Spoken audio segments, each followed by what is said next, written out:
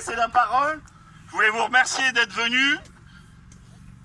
Évidemment, on aurait souhaité être toujours plus nombreux, mais on prend des photos, on communique, et c'est un très bon début. C'est ce qu'on recherche. Merci.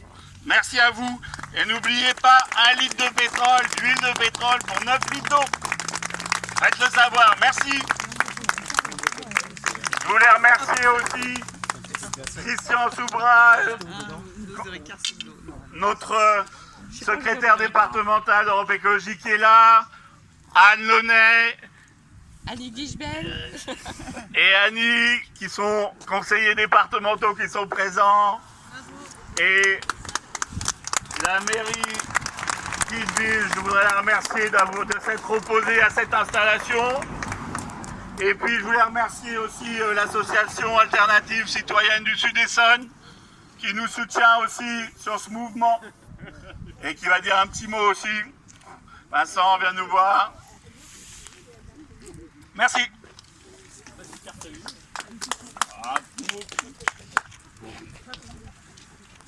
Oui, ça marche, voilà. Donc c'était pas prévu, donc c'est l'impro totale. Voilà. Bonjour à tous. Donc je suis Vincent Bernier, je suis donc le président de la Alternative Citoyenne Sud-Essonne. Donc qui regroupe notamment les élus beaucoup de citoyens d'abord, avant tout, et donc aussi les élus d'opposition de la communauté de communes du Val d'Essonne. Moi je suis élu de Vers-le-Petit. Voilà, donc nous ce qui nous intéresse souvent, c'est on est très focalisé sur la politique locale et les problématiques très locales. Donc le pétrole, ça nous concerne aussi. Un exemple que j'ai donné à plusieurs d'entre vous tout à l'heure, c'est que ces différents sites, les 4 sites de la concession d'Illeville, sont reliés par un pipeline. Ce pipeline va sur le territoire de ma commune à Vers-le-Petit, et voilà, l'endroit où il passe entre la concession d'Illeville pour arriver sur le territoire de Vers-le-Petit, il passe le long d'Isochem, qui est donc une entreprise de recherche en chimie, je la fais simple, et cette zone est en zone de risque technologique.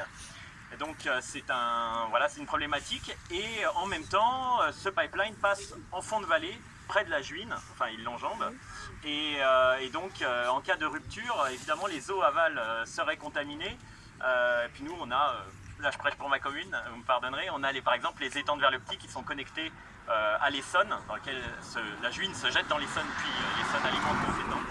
Et donc, et tout ça en zone en SNIEF et en zone Natura 2000.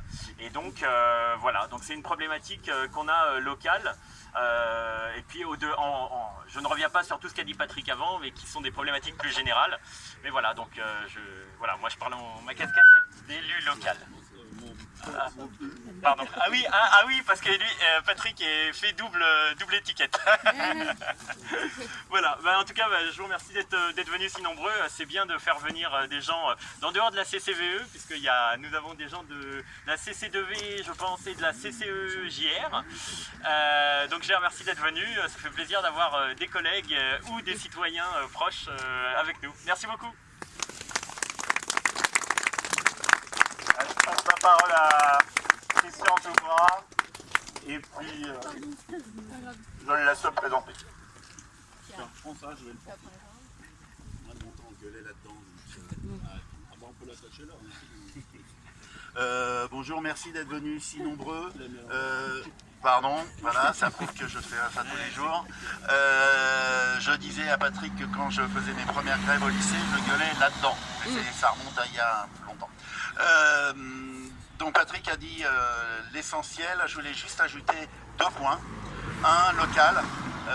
Cette nappe de pétrole sud-francilienne, elle arrive jusque dans une autre agglomération qui s'appelle Cœur d'Essonne Agglomération, qui est la mienne, qui a voté comme un seul homme, moins, sauf erreur de ma part, moins 6. Donc nous étions 59 conseillers communautaires, il y en a 6 qui ont voté contre la prolongation des mêmes concessions pétrolières sur le Plessis-Pâté. Et c'est pas... Alors, on va très facilement gueuler contre la droite majoritaire au conseil départemental, mais c'est pas que la droite, hélas, le productivisme, l'addiction au pétrole c'est un petit peu partout. Et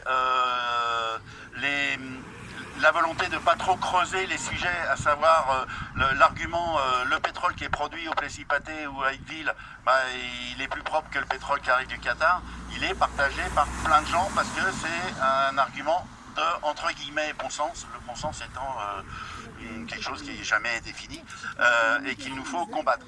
Je voudrais juste ajouter 2 points. Un, sur le devenir de ces puits. On est nombreux à se demander, mais pourquoi une entreprise va dépenser beaucoup d'argent pour aller chercher jusqu'à la dernière goutte de pétrole, alors que ce pétrole coûte une fortune, qu'il est de mauvaise qualité, qui se promène un petit peu partout. Moi, j'en étais resté à il est transformé en bouteille de plastique, mais donc c'est encore pire. On doit être alerté sur un autre devenir de ces trous qui sont un petit peu partout par chez nous. C'est une solution technologique avancée et qui a le vent en poupe en ce moment chez des politiques qui n'ont toujours pas envie, pas vu, pas compris qu'il ne s'agit pas, il n'y a pas de solution technologique à la crise climatique, que il faut déjà commencer par être sobre, moins consommer. C'est la capture de CO2. C'est le dernier truc à la mode.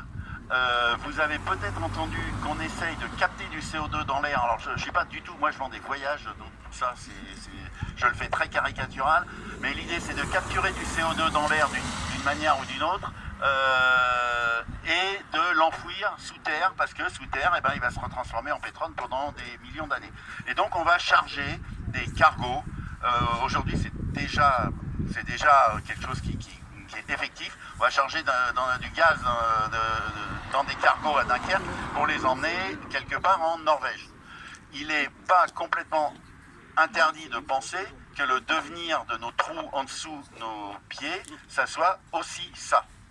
Faire des réserves pour stocker du CO2, c'est-à-dire encore une fois une aberration technologique qui représente même pas 1% du total du CO2 émis. Voilà. Dernier point, n'oubliez pas qu'il y a aussi que tout ça, ce sont des décisions politiques, que pour changer les politiques, il faut changer les élus, et qu'il y a quelque chose qui s'appelle un bulletin de vote, et qui est une élection qui a lieu le 9 juin, qui peut être importante aussi sur ce sujet-là. Je ne pouvais pas faire autrement que faire mon boulot de secrétaire départemental pour rappeler ça. Voilà, et Anne, si tu veux...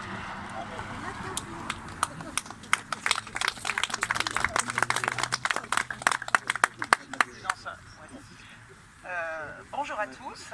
Alors moi je suis Anne Launay, je suis conseillère départementale avec Annick Dijben au conseil départemental.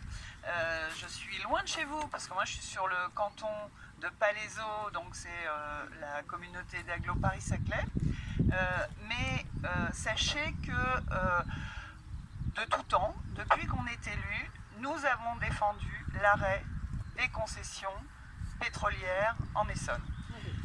Nous avons, sur le dernier mandat, porté 2 ou 3 motions, il me semble, contre les gaz de schiste, contre les prolongations ici, et puis vers le Petit. Et nous en avons redéposé une autre cette année, non pas en 2024, en 2023, pour demander que le département se prononce contre les prolongations de concessions de Vermillon. Patrick l'a dit, les arguments ont été d'une insincérité incroyable. Le pétrole capté en France serait donc plus vert, alors que les organisations comme le GIEC ne cessent de dire qu'il faut laisser 80% du pétrole connu dans le sous-sol et que nous continuons inlassablement à puiser ce pétrole. Donc voilà, il faut vraiment changer de paradigme, changer de vision, comme tu l'as dit, sur les transports. Il faut décarboner nos vies le plus possible, le plus rapidement, et ce n'est pas en continuant à utiliser du pétrole qu'on va réussir à décarboner. Il faut dès maintenant changer nos modes de vie. Dès maintenant, il faut voir le logement, comme tu l'as dit, plus proche des lieux de travail. Il faut voir les transports autrement, tabler sur les transports en commun dans les zones éloignées des transports en commun, tabler sur la mutualisation des transports. Bref, il faut que nous changions. Voilà, et je voulais dire que nous, dans notre groupe politique au département, on est un groupe de la gauche réunie avec les écologistes, nous étions tous pour la fin des concessions du pétrole. Depuis le début que nous portons ces motions au département, il n'y a pas de dissension dans notre groupe, je tenais à le dire. Bravo. Bravo. Bravo, merci Yann. Je voulais aussi remercier M. Grainet, maire de Bourret, d'être présent aujourd'hui, de nous soutenir.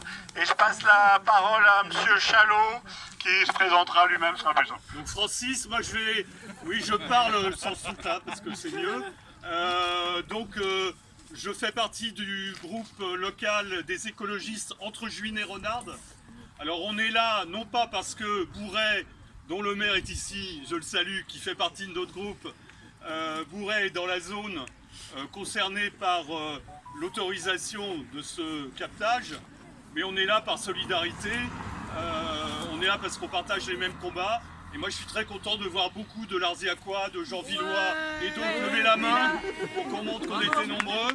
Voilà. Et comme l'a dit Patrick, on va pouvoir continuer à avancer par le bouche à oreille, la mobilisation.